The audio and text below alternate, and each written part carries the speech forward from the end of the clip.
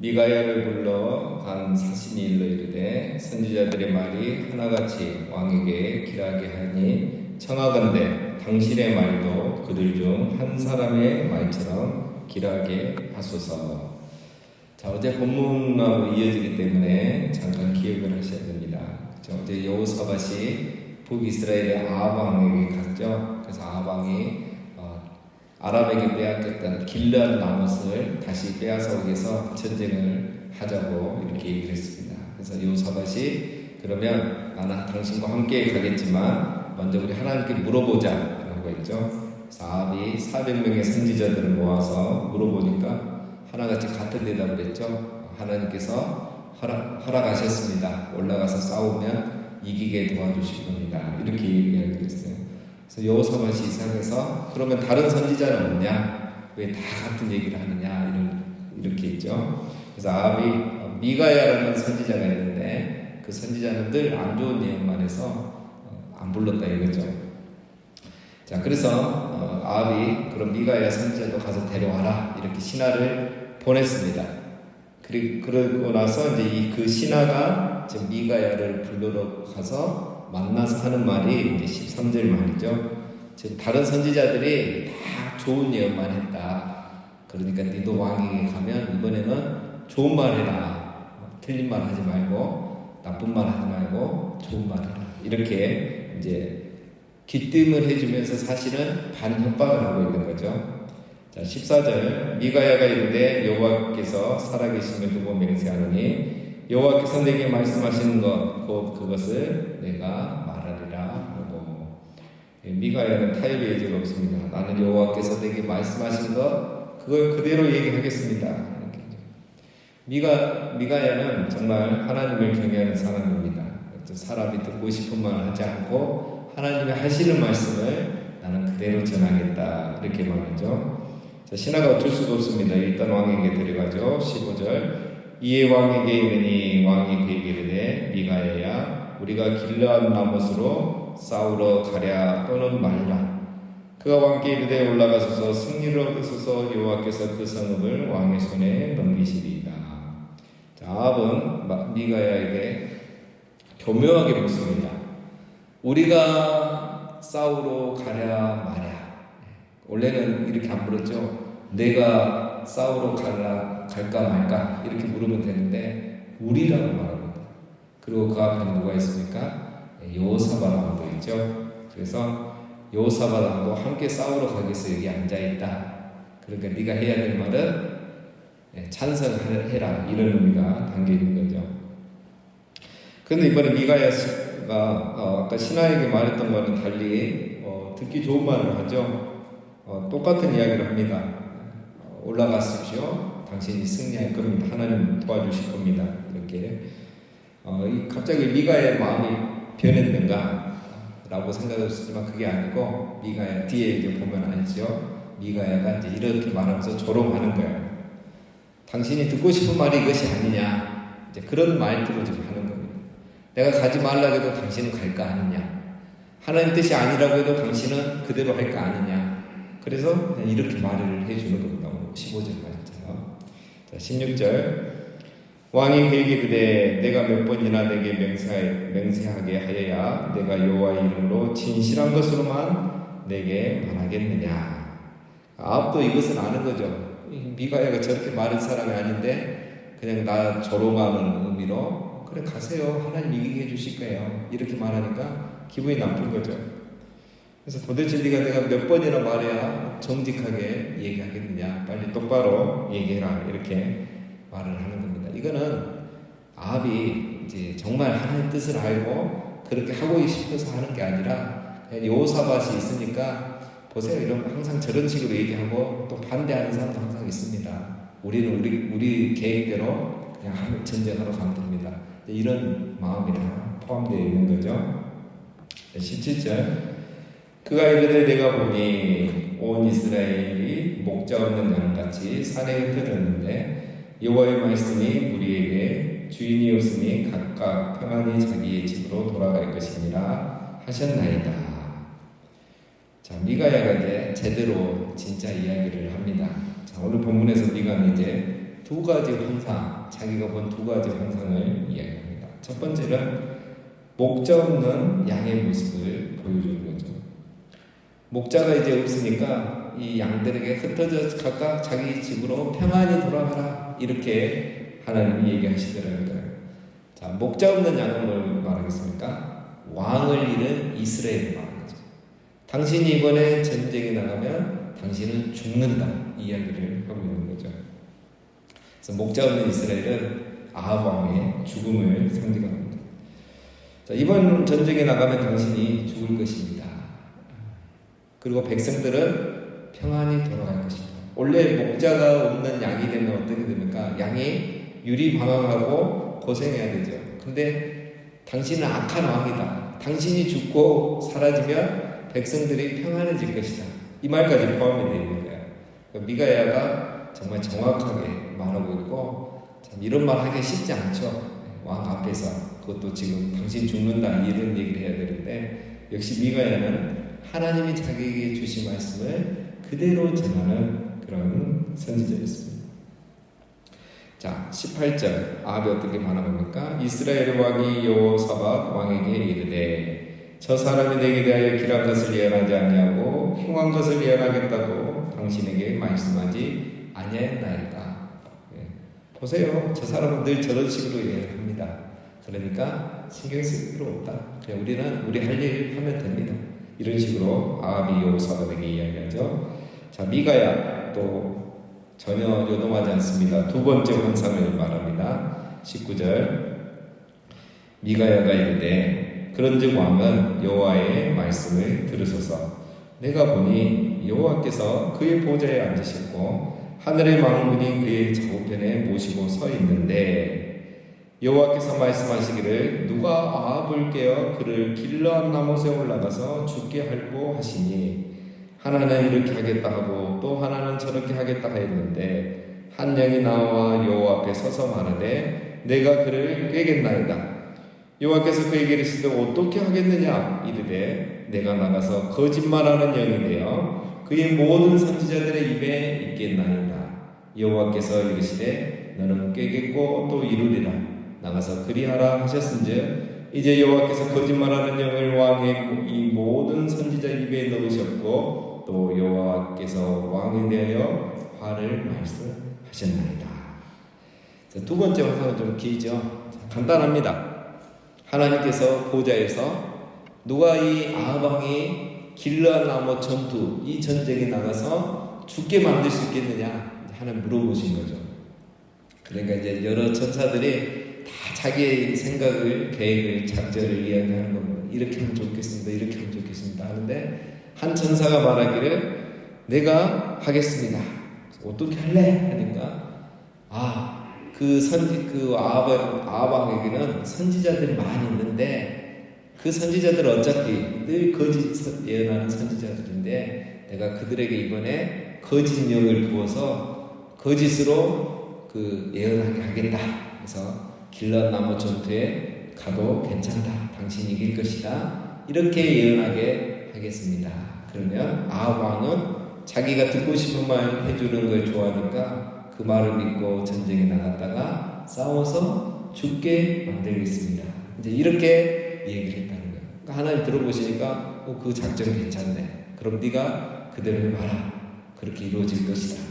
해서 그 하나님이 허락하신 거짓의 영들이 아합의 선지자들에게 임해서 그 선지자들이 그런 거짓말을 마치 진짜의 것처럼 또 하나님의 말씀인 것처럼 예언을 했다.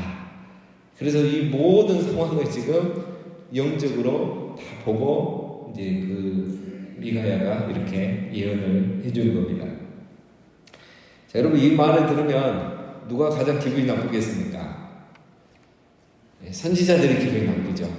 왕이야 뭐 이리저리 속은 거고 당사자들이 그러면 우리가 거짓 영의 힘을 입어서 거짓 예언을 했다는 거냐 이런 기분이 딱 들겠죠.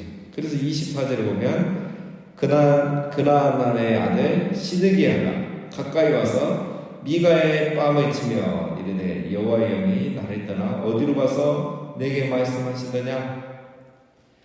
시드기야가 처음에 예언을 했잖아요. 400명이 예언할 때 먼저 예언했던 사람입니다. 어디서 나를 음해하느냐 하면서 뺨을 쳐버린 거예요. 왕 앞에서. 자기가 이제 모욕감을 느낀 거죠. 그럼 우리가 거짓 영이란 말이야 하면서. 그리고 너가 하나님의 영으로 예언한단 말이야. 너만 맞고 우리는 틀렸단 말이냐 하면서 뺨을 치면서 주장합니다. 자, 그 다음에 25절에 미가야가 이르되 너가 골방에 들어가서 숨는 그날에 보리라. 미가야 요동하지 않습니다. 너가 골방에서 죽을 것이다 이렇게 얘기하는 거예요. 이 하필 골방이 갑자기 나오느냐? 이제 지난번에 우리가 살펴봤는데 베나단 왕이 2차 전쟁 때 그 이스라엘에게 패하면서 한 성에 들어가 가지고 성벽이 무너지니까 이제 그 가장 어디 구석지에 있는 한 골방에 들어가서 숨어 있었죠. 그러다 이렇게 살아남았는데 베나단 왕이 저 죽을 위기에 골방에까지 숨었듯이 너는 너도 골방 가운데 들어가서 죽게 될 것이다. 이제 이런 예언을 옛날 이야기를 빗대서 하는 겁니다. 자, 26절 이스라엘 왕이 이르되 미가야를 잡아 성주 아몬과 왕자 요아스에게로 끌고 돌아가서 말하기를 왕의 말씀이 이놈을 옥에 가두고 내가 평안히 돌아올 때까지 고생의 떡과 고생의 물을 먹이라 하였다 하라. 자, 아합이 화가 났습니다. 자기도 기분이 안 좋죠. 그래서 이 미가야를 잡아서 성주 아몬 그리고 왕자 요아스에게 보내라고 합니다.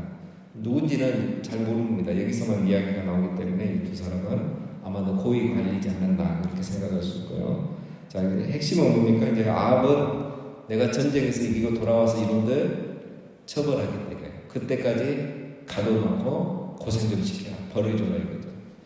이 말 속에는 뭐가 있습니까? 아합은 내가 이번 전쟁에서 이기고 돌아온다는 확신이 있는 거야. 이번 전쟁도 나는 이길 거다. 2번 이겼기 때문에 이번 전쟁도 이길 거라고 확신하고 이렇게 말할 겁니다.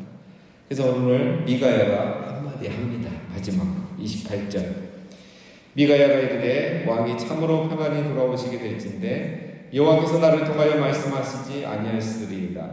또 이르되 너희 백성들아 다 들을지어다 하니라. 자, 미가야가 한마디 더 보태죠. 만약에 왕이 전쟁에서 이기고 돌아올 것 같으면 하나님이 나에게 이런 말씀 안 하셨을 겁니다. 이 말 하나님은 당신이 죽는다고 얘기했는데 당신이 살아서 돌아올 리가 없다. 당신은 죽는다. 이런 이야기죠. 그러면서 백성들을 향해서 한마디 더 하죠. 너희 백성들아 다 들을지어라. 이 말은 뭐냐면 여러분들이 다 증인입니다. 저는 분명히 이 왕은 전쟁에서 죽을 거라고 예언을 했고 돌아와서 나를 처벌하지 못할 것이다. 여러분이 증인입니다. 반드시 그날이 올 겁니다. 보십시오. 그러니까 미가야는 하나님 말씀대로 이번에 아합이 죽을 거란 걸 아는 거죠. 확신하고 말하는 겁니다. 자, 이렇게 이제 해서 내일 본문에 보면 이제 미가야가 이렇게까지 말했는데도 아합과 여호사밧이 이 전쟁에 나가요. 그래서 3차 이제 아람과 이스라엘의 전쟁이 시작이 되고 그래서 이제 아합 왕이 죽게 되고 여호사밧도 죽을 뻔하다가 겨우 살아서 돌아옵니다. 죽으면 안 되죠. 남유다나 다윗의 후손이 이어져야 되기 때문에 하나님이 살려주십니다. 자, 오늘 말씀은 여기까지인데요. 자, 여러분 보면 우리 미가야가 지금 보면 목숨을 걸고 말씀을 전하잖아요. 좀 이렇게 말하기가 좀 쉽게 우리가 지금 성경이니까 이렇게 읽지 이렇게 말하는 게 쉽지 않죠. 이런 안 좋은 말을 하기도 그렇고 하나님 말씀을 그대로 전하기도 어렵지만 아합이라는 이 악한 왕 앞에서 이렇게 말하는 것은 정말 목숨 걸고 하는 얘기죠. 그런데 아합이 듣지를 않습니다. 여호사밧도 듣지를 않아요. 이 정도면 여호사밧은 눈치채야죠. 하나님을 경외하는 마음이 있으니까. 근데 그냥 분위기가 이러니까 말 못하고 끌려갑니다. 왜 아합과 여호사밧은 이렇게까지 미가야가 전하는데 하나님 말씀을 듣지 않았을까요? 그때 우리가 같은 비슷한 말을 했는데 그것은 바로 처음부터 들을 마음이 없었기 때문입니다. 아합이나 여호사밧이나 동일합니다. 나를 지지해주는 말씀을 했으면 들었을 것인데 나를 지지해주는 말이 아니니까 듣지 않은 거야. 그러니까 하나님의 말씀이 아무리 정확히 선포되고 정직하게 선포돼도 내가 들을 마음이 없고 배울 마음이 없고 지켜 행할 마음이 없으면 안 들리는 거예요. 그래서 그게 나에게 아무런 그게 효과가 없는 겁니다. 제가 얼마 전에 신방을 하다가 우리 성도님의 간증이 되었습니다. 오래된 간증이시던데 이분이 이제 처음에 교회를 나가게 됐어요. 교회를 나가니까 이제 열심히 나가잖아요. 주일도 나가고 수요일에도 나가고 새벽에도 나가고 그렇게 열심히 나가는데 희한하게 목사님의 설교가 안 들리더라고요. 우리 교회 이야기는 아닙니다. 그래서 막 설교가 안 들려서 이제 한 몇 주를 다녀보고 생각, 왜 목사님이 이렇게 설교를 못 하실까? 좀 저 설교가 귀에 들려야 되는데 왜 이렇게 하나도 못 알아들을까? 무슨 소리인지 하나도 못 알아들을까? 이렇게 하고 이제 가는 거예요. 근데 어느 날 새벽 기도를 가니까 손해인 거예요. 내가 나만 손해인 거예요. 하나님 저 말씀이 내 귀에 들려야 내가 말씀을 깨닫고 좀 성경도 알고 좀 하나님 말씀대로 살 거 아니니까 좀 말씀이 좀 들려주게 은혜 받게 좀 해주세요. 이렇게 그냥 지나가는 생각으로 싹 기도를 했다는 거예요. 그런데 그 다음날 새벽 기도 가는데 똑같은 목사님 똑같은 설교하는데 한마디도 버릴 게 없이 귀에 쏙쏙쏙 들어오더라는 거예요. 예. 세상에 아니 내가 이 설교를 지금 몇 달째 듣고 있는데 오늘은 그 말씀이 한마디도 빠짐없이 다 귀에 들리고 정말 성경이 이해가 되고 쉽게 말하면 눈이 열리더라는 겁니다. 그래서 이제 그때서야 깨달은 거예요. 내가 정말 사랑하고 순종하려고 지켜 행하려고 하니까 들리더라는 거예요. 물론 여러분 이제 두 가지 다 있습니다. 전하는 자의 그것도 있고 듣는 자의 그것도 있어요. 두 가지가 다 있는 건데 이제 이런 경우 약간 좀 더 특별한 경우죠. 자, 지난주 금요일 날 우리가 이제 신명기 5장을 살펴봤는데요. 어떻게 알았겠죠? 모세가 이스라엘 백성들에게 십계명을 말하기 전에 뭐라고 합니까? 말 여호와의 말씀을 듣고 배우고 지켜 행하라겠죠. 그러니까 너희 하나님 말씀 듣고 순종하라 이렇게 말하지 않은 거예요. 말씀을 듣고 배우고 지켜 행하라는 거예요. 그래서 우리에게 먼저 중요한 자세가 뭐냐면 듣는 거죠. 근데 우리가 다 듣기는 듣습니다. 근데 뭐 어떻게 듣습니까? 그냥 은혜 받으려고 듣죠. 좋은 이야기, 내가 원하는 이야기, 내가 기도하는 것 좀 응답받고 싶은 그런 이야기를 듣고 싶어서 들어요. 거기서 다 대부분 끝나는 거죠. 근데 하나님의 말씀 그렇게 하면 안 되고 어디로 나가는데 했죠? 듣고 배우며. 듣는 것과 배우는 건 무슨 차이냐면 듣는 거는 은혜 받으려고 듣는 데서 끝날 수 있어요. 그러나 배우는 사람은 뭐 하기 위해서 배웁니까? 알고 지키기 위해서. 지키기 위해서 배우는 마음으로 말씀을 들어야 되는 거예요. 그러면 어떻게 되는 거죠? 지켜 행하라. 내가 말씀을 지키기 위해서 듣고 배우면 말씀을 행하게 되는 거예요. 말씀이 나를 행하게 만들어주는 거예요. 어떤 사람이 말씀을 지키고 행할 수 있느냐? 듣고 배우는 사람. 듣고 배우려고 하는 사람이 말씀이 들리고 지켜 행할 수가 있는 겁니다. 오늘 아합이나 여호사밧은 무엇이 부족했습니까? 지켜 행할 마음이 처음부터 없었던 거예요. 그러니까 순서는 듣고 배우고 지켜 행하라는데 이 말의 순서는 그런데 그 말씀대로 되려면 반대로 돼야 돼요. 지켜 행하려는 마음이 있을 때 제대로 듣고 제대로 배워서 지켜 행할 수 있게 되는 겁니다. 오늘 아합과 여호사밧은 바로 이게 안 되어 있었던 거죠. 그래서 순종을 하지 않은 겁니다. 자, 우리가 이렇게 새벽에 하는 것은 지켜 행하기 위해서 이렇게 말씀을 듣고 또 배우고 있는 거죠.